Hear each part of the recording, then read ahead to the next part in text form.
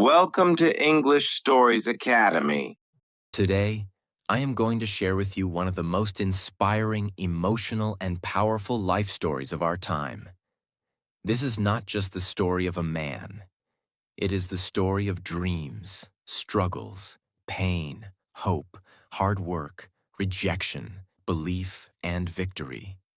This is the story of a boy who was born in a small house in India with very little money, no mobile phone, no laptop, and sometimes not even a proper chair to sit and study. But today, he is one of the most powerful CEOs in the world. He's the man who leads Google and Alphabet, two of the most influential companies in the world. This is the story of Sundar Pichai.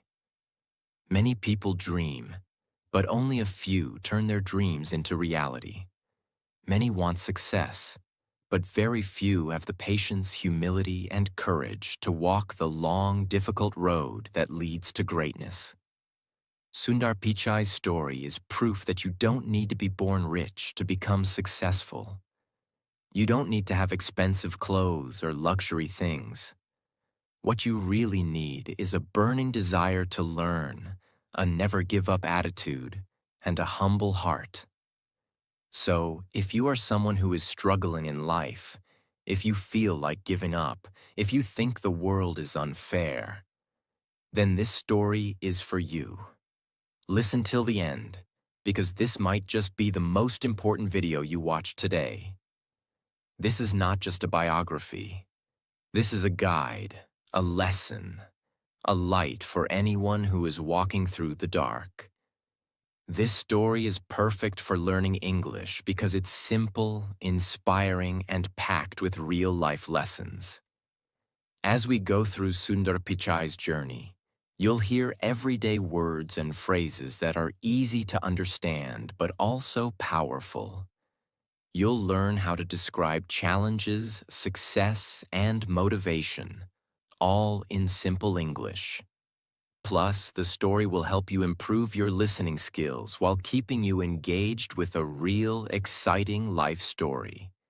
So not only will you be inspired, but you'll also be improving your English every step of the way. Chapter 1. The Humble Beginnings.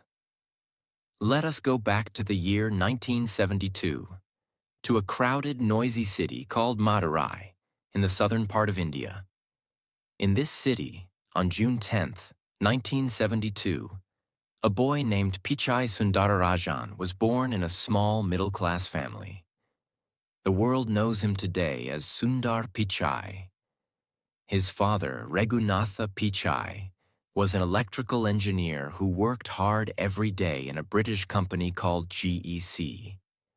He repaired electrical parts, worked with circuits and designs, and tried to give his family a better future. His mother, Lakshmi, was a stenographer, someone who types and writes shorthand, but she left her job to take care of her children full-time. Now imagine this. Sundar's house had no television, no refrigerator, and they lived in a small two-room apartment in Ashok Nagar, Chennai, which was known as Madras at the time. One room was a living room during the day, and at night it became the bedroom of the whole family. They didn't have a car. They used a scooter to go anywhere. There was only one fan, and during summer the house became extremely hot. But they never complained. They were happy, simple people. Sundar shared his room with his younger brother. Sometimes his relatives also came to stay in the same house. The space was small, but the dreams inside that small house were big. Sundar's childhood was filled with questions. He was always curious. He wanted to know how things worked, how a telephone works, how electricity travels, how machines are built.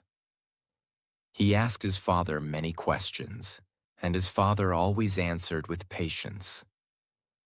This is where Sundar first learned the value of knowledge and learning. Every evening, his father would come home from work and talk to Sundar about what he did in the factory. Sundar listened carefully. He didn't understand everything, but he learned to think like an engineer. He learned that behind every great thing in a world, there is hard work, discipline, and design. Now listen to this powerful part. They got a telephone at home only when Sundar was 12 years old. It was a simple rotary phone. You had to turn the dial to call someone. And here's something very surprising. Sundar had a photographic memory. He could remember every single phone number he dialed, even after calling it once. That was the first moment when his family realized Sundar is special.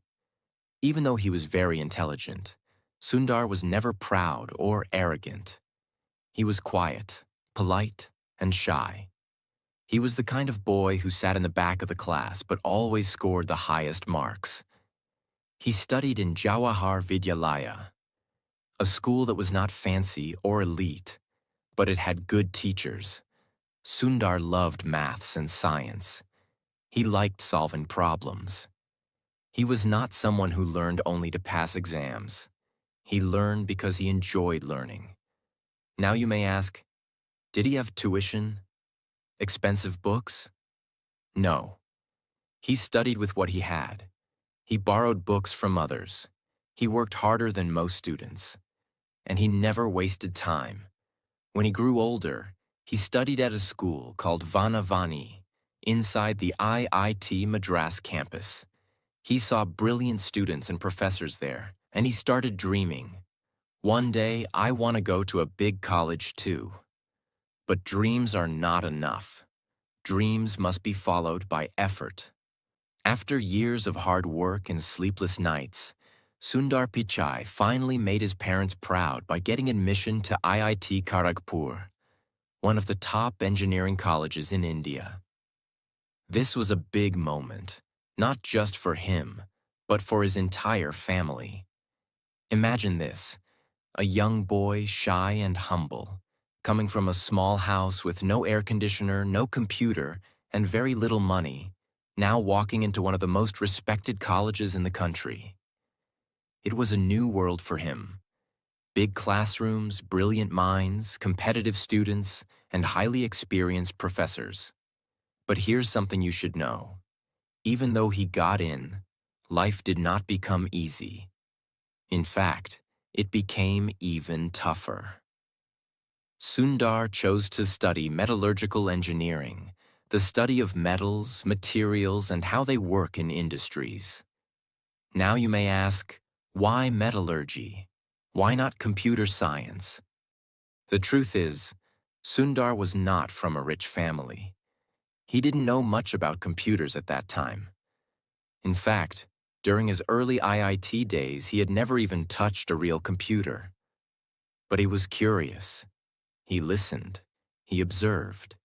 He started learning about programming and coding in his own time. He read books that others ignored. He would sit in the computer labs for hours, watching how things worked. At IIT, he met students who came from big cities, rich families, and modern schools. They had better clothes, more confidence, and strong English. Sundar, in comparison, was soft-spoken, and his English was still developing. Did he feel small? Yes. Did he give up? Never. He didn't speak much, but he listened more than anyone. He was not loud, but his thoughts were sharp. He didn't try to compete with others. He tried to compete with himself. Sundar worked silently. While others were wasting time partying, Sundar was reading books, solving problems, and thinking deeply. He never tried to show off. He was focused on one thing: growth. His professors noticed his talent. They saw that Sundar had something special, a calm mind and deep intelligence. One professor even said, "Sundar Pichai is one of the most promising students I've ever seen." During his final year at IIT, Sundar applied for a scholarship to study in the United States of America. His dream was to do a master's degree from a top university abroad. He applied to Stanford University, one of the best universities in the world. And guess what? He got selected. But now came the biggest challenge: money. The flight ticket from India to the USA cost almost $1,000 at that time, which was more than his father's entire yearly salary. Just imagine the situation. They had no credit cards, no sponsors, no internet banking, no online fundraising. Just one simple Indian family trying to support their son's dream. What do you think happened? His father didn't think twice. He took a loan, used up all his savings, and borrowed money from relatives. Because he believed, if I invest in my son's education, it will change his life. That is what great parents do. They sacrifice everything for their children.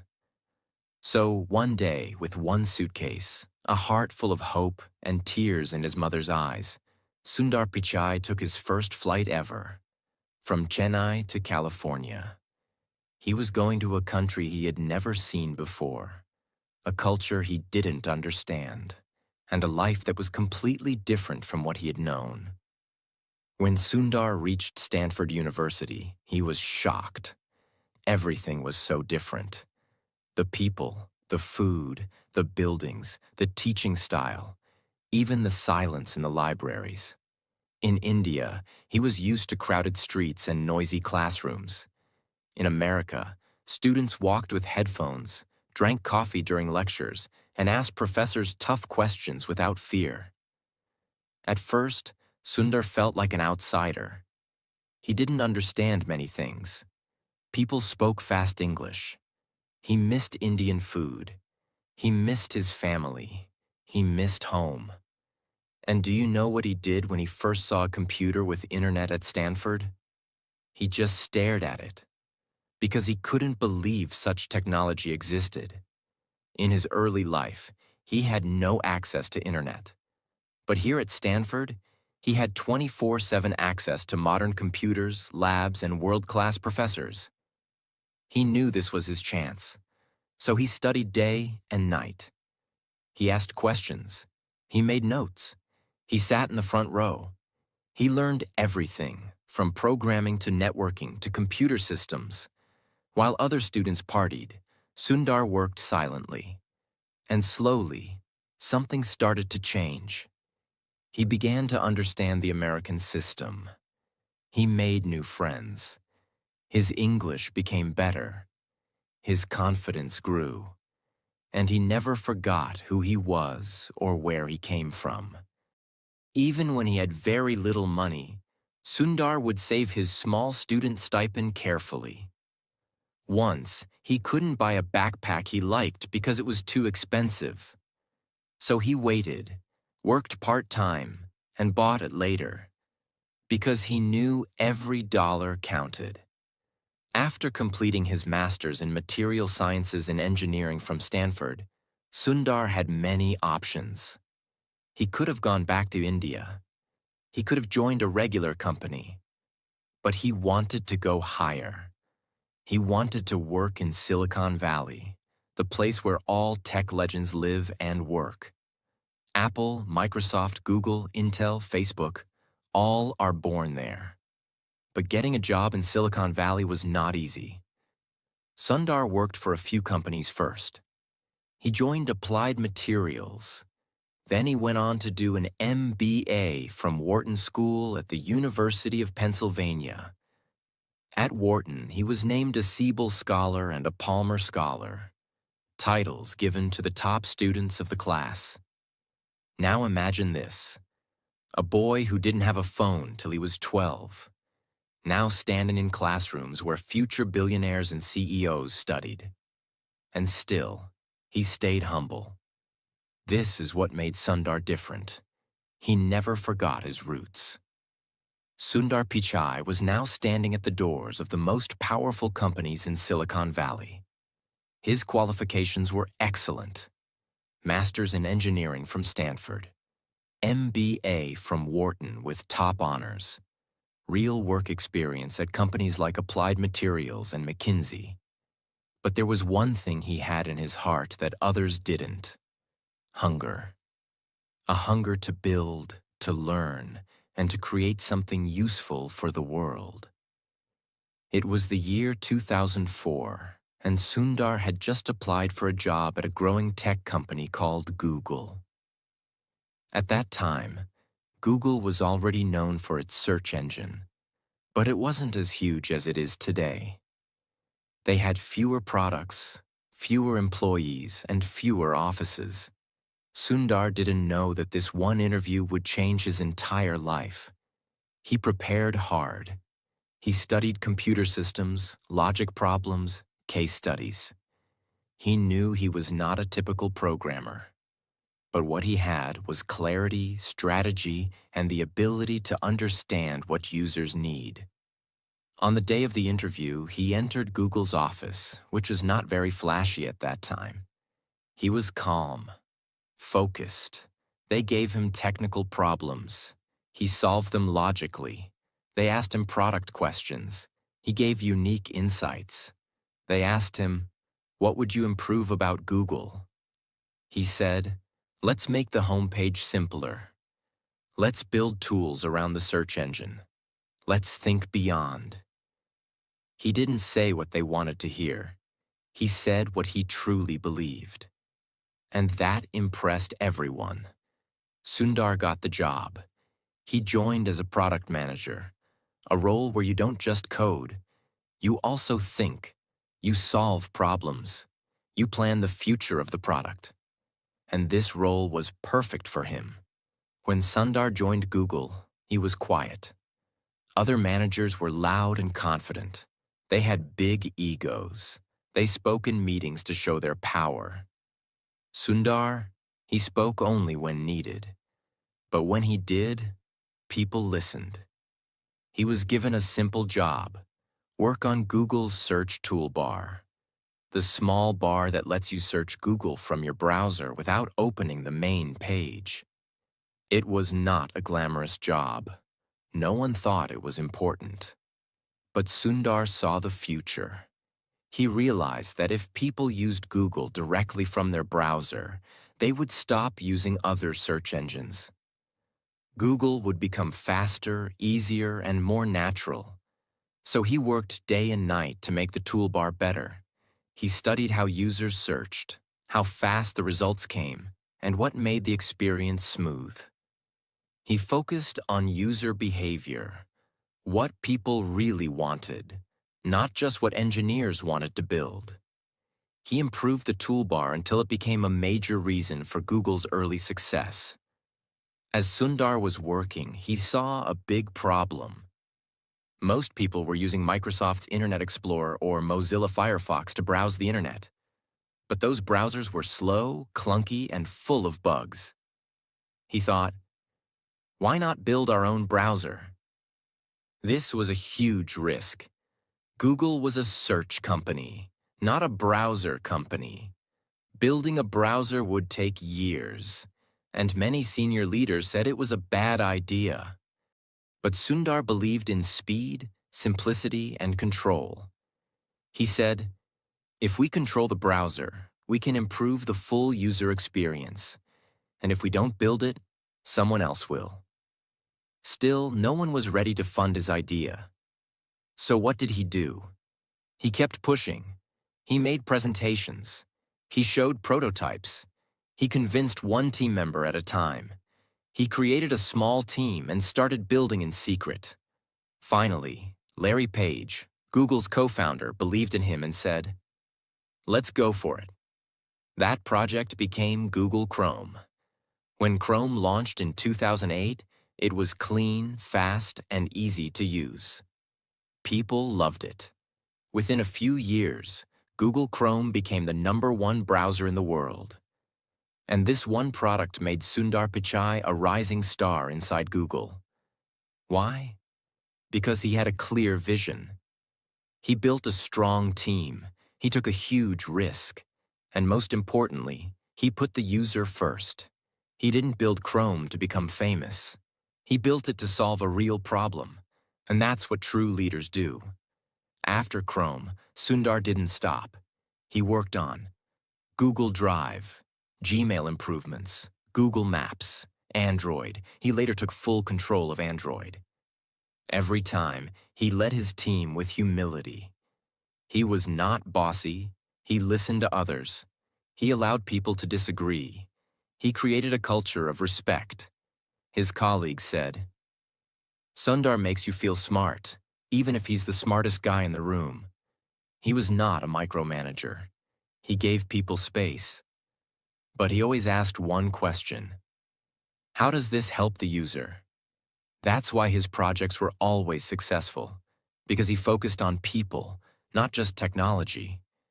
It was August 10th, 2015, a normal Monday. Sundar walked into the office like always. But this time, something big happened. Larry Page and Sergey Brin, the founders of Google, announced that Sundar Pichai would become the new CEO of Google. The whole tech world was surprised. But people inside Google were not. They knew this day would come. Because Sundar was not just an engineer. He was a visionary, a thinker, a leader, a problem solver, and most importantly, a kind and respectful human being. Think about it. The boy who grew up in a 2-room apartment in Chennai, who stood in lines to use a phone, who didn't have access to a computer until he came to the US, was now in charge of a company that controls the internet for billions of people. This was not a dream anymore. This was real life. But with great power comes great pressure. And that's what this chapter is all about. Sundar walked into the office on his first day as CEO without bodyguards, without shouting, without a dramatic press conference. No big speech, no loud words, just a warm smile, a quiet presence, a confident walk. He stepped into a room full of Google's top executives. He didn't start by talking about profits or numbers. He simply asked, "What's best for our users? What can we do that truly helps the world?" This was the kind of leader he was. Simple, thoughtful, user-focused, and deeply human. Being CEO of Google is not like running a small company. It's more like being a global leader. Why? Because Google touches billions of lives daily through search, YouTube, Gmail, Maps, Android. Millions of businesses through advertising and cloud services. Governments and schools through data, privacy, regulations. Every single decision Sundar made would be seen, judged, and discussed globally. If he made a mistake, it would be on the news. If he fired someone, it would trend on social media. If he launched a new product, the entire tech world would analyze it. So how did he handle that kind of pressure? Calmly, softly, powerfully. He didn't panic. He didn't play politics. He didn't attack critics. He did what he always did. He listened, thought deeply, and then spoke with clarity. Soon after Sundar became CEO of Google, another huge change happened. Google's co-founders, Larry Page and Sergey Brin, decided to step back and create a new parent company called Alphabet Inc. This was the holding company that would own Google, YouTube, DeepMind, Waymo, self-driving cars, and other ambitious projects. Guess what? In December 2019, Sundar Pichai was made the CEO of Alphabet too. Yes, now Sundar was not just responsible for Google, he was responsible for YouTube, Google Cloud, Google Search, self-driving cars, Waymo, artificial intelligence, DeepMind, and many other futuristic projects. It was like being the captain of 10 massive ships at once, each with its own engine, team, and mission. Still, he didn't panic. He led with strategy, with listening, with balance. Being a tech CEO means you're not only dealing with engineers and products, you're also dealing with governments, courts, activists, the public, and politics. Here are some of the major storms Sundar faced and how he handled them. The U.S. Congress hearings, 2018. In 2018, Sundar Pichai was called to testify before the United States Congress. Why? Because lawmakers were worried about user data privacy, political bias in search results, monopoly concerns, whether Google was too powerful. It was a tense moment. Powerful politicians were sitting across from him. Cameras were rolling live. Every word he said could become global news. But Sundar sat calmly. He explained Google's technology in simple words. He made complex systems sound human and understandable. He repeated one message. We do not manually control search results. We use algorithms, and our focus is to provide the most relevant results. He didn't argue. He didn't lose his cool. He simply educated. This moment proved something powerful to the world. Sundar Pichai was not just a tech expert. He was a communicator, a global leader, and a voice of reason in a chaotic world. The employee protests. Even inside Google, not everything was perfect. Employees protested certain military contracts. Some were upset about pay differences and lack of diversity. There were tensions around how AI should be used ethically. Sundar didn't run from these problems. He did town halls, where employees could ask tough questions directly. He listened, he responded, he made changes. He didn't try to be a boss. He tried to be a listener, a bridge, and a problem solver. While all this was happening, Sundar didn't stop focusing on innovation. Under his leadership, Google invested deeply in artificial intelligence, using it for translation, health, maps, search, and more. Google Cloud became a major business, helping companies around the world manage data and grow. Android kept improving, becoming the most used mobile system in the world. Google Pixel phones were launched and improved. He was not just maintaining old products. He was creating the future. With so much power, it's easy to forget where you came from. But Sundar didn't. Even today, he talks to students from India and around the world. He gives speeches encouraging kids from small towns to dream big. He reminds people that humility, kindness, and curiosity are more important than degrees or titles. In one interview, he said, "Success comes not from where you start, but from how far you're willing to go." This is who he has become. A man who leads billions, influences world decisions, and still lives by simple values. Many people think CEOs are always working, but Sundar knows the truth. Real success includes balance. He is not just a CEO, he is a father, a husband, a friend, a reader, a quiet observer of life. Family life. Sundar is married to Anjali Pichai, the same girl who supported him during college in India when he didn't have money to make phone calls. They have 2 children, and he makes time to be with them, no matter how busy he is. Personal habits. He starts his mornings with tea and a newspaper. He likes to walk and think deeply. He reads books about technology, history, psychology, and human behavior. He doesn't chase luxury. He chases clarity. Hobbies. He enjoys cricket, watching sports, and sometimes even cooking simple Indian dishes with his wife. Friends say, "He is the same Sundar we knew in college. He hasn't changed. He's still humble, still quiet, and still full of ideas." One of the most inspiring things about Sundar is this. He never tries to show off. He wears simple clothes. He speaks softly. He doesn't talk about money or fame. He talks about ideas, innovation, and how to make people's lives better. This is rare in today's world. Most people want attention. Sundar wants impact. In one interview, someone asked, "Why don't you act like other billionaires? You live so simply." He smiled and said, "My goal was never to be rich. My goal was to be useful." Powerful, isn't it?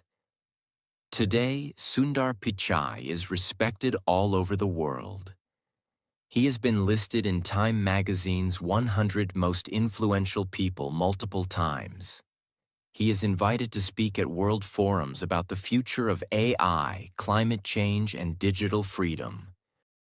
World leaders want to collaborate with him because he understands not only technology, but humanity. Still, whenever he's praised, he says the same thing. "It's not about me. It's about the team. I just had good people around me." Again, humility wins. Let's look at his financial success now, because this also shows what's possible when you follow your passion with discipline. Net worth, as of 2025, estimated to be over 1.5 billion USD. Annual salary, around $240 million per year, including bonuses, stocks, and performance rewards. Homes, a beautiful, eco-friendly house in Los Altos Hills, California, surrounded by nature. No gold statues. 100 cars. Just peace, books, trees, and family. Cars, Tesla Model S, BMW 7 Series, Range Rover, but he rarely shows off. Lifestyle, focused on privacy, peace, and personal growth. Still drinks cutting chai, tea when he visits India. Still reads Tamil newspapers when he gets time. These are some of Sundar's most powerful and unforgettable quotes. Read them, feel them, live them. Wear your failures as a badge of honor. Failure doesn't mean you are weak. It means you are growing. A person who is happy is not because everything is right in his life. He is happy because his attitude towards everything in his life is right. Attitude is everything. As a leader, it is important to not just see your own success, but focus on the success of others. Leadership is about lifting others. Be impatient to learn, but be patient to apply what you learn. Learn fast. Apply slow and wisely. It is important to follow your dreams and heart. Do something that excites you. Passion is the fuel. Let's end this powerful journey with timeless lessons from Sundar's life. These are not just words. These are rules to live by if you want to rise from nothing to everything. 1. Your background does not define your future. Sundar came from a simple Indian family. He had no phone, no car, no money to study abroad. But he had dreams. Where you start doesn't matter. Where you're going, that's what counts. 2. Be curious like a child, always learning. He loved learning. Even as CEO, he reads every day. He listens to others. He upgrades his thinking. Stop scrolling. Start growing. Replace gossip with growth. Replace fear with learning. 3. Stay humble even when you rise. Sundar never became arrogant. He stayed soft-spoken, polite, grounded. Real strength is quiet. Real greatness whispers. 4. Choose kindness over ego. Even when attacked, he never hit back. He used truth, not anger. Calm, not chaos. Be kind, even when it's hard. 5. Success is not just about money. It's about usefulness. Sundar's goal was never luxury.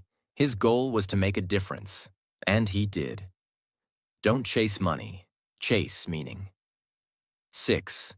Believe in your own journey. He could have given up many times. When he was poor, when he was rejected, when people doubted him. But he believed. He kept going.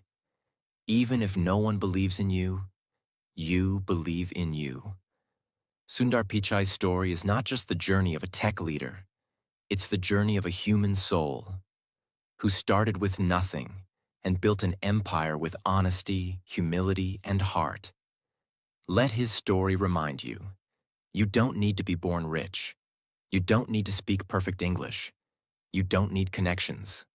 You need just one thing: a burning fire inside you to learn, to grow, and to never stop.